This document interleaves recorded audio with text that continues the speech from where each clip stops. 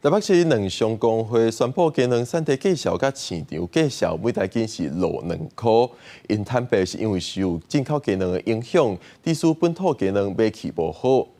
农业部代理部长陈俊贵是昨伫立法院表示，经规和部分县市停止供应液态鸡卵，呼吁地方政府要重新检讨限制使用。若教育部长潘文忠也希望各县市会使重新评估。台北市农商工会理事宣布，产地加批发计价一台斤降2块，变做43块半加53块，主要是受到进口鸡卵出问题影响。业者讲确实有影响，要消费者讲照吃。我拢照吃。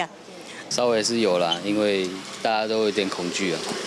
觉得是说暂时先不吃，避避风头这样子。农业部代理部长陈俊贵讲，进口鸡卵标示效期标唔对，影响消费者的信心。因故希望一寡要停止学校营养午餐供应2亿的地方政府重新评估。各县市政府针对营养午餐，如果限制使用液氮的话，我们希望它能够尽速的重新去检讨。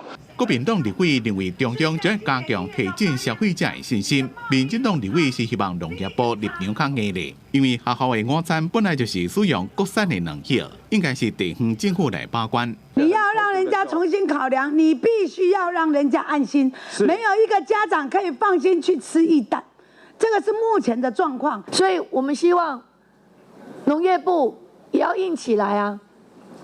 过去跟现在从来没改变过。教育部长潘文忠强调，营养午餐使用的差不多拢是国产的鸡卵，希望禁用的县市重新评估、搁开放，让学生会当食到鸡卵。若无有可能会影响学生的营养均衡，时间若久，对学生的健康无好处。记者综合报道。